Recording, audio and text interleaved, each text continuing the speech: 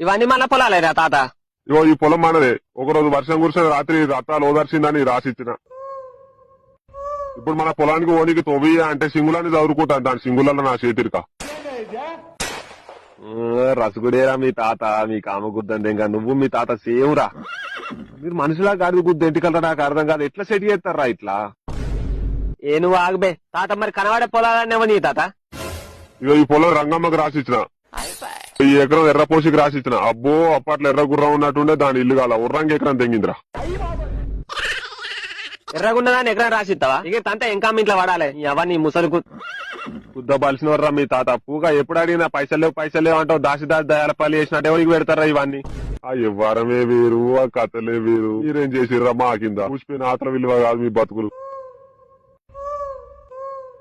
గవానీ చెప్పకు. ఉన్నది ఎంత ఊసింది ఎంత అది చెప్పు. లంచసోద్ది ఎంగుతావు. ఇప్పుడేలో పాత పిచ్చలు నాగరా 26 ఉన్నది. ఎలిసిపోయిన ఇంటికలు ఉన్నాయి అంతే.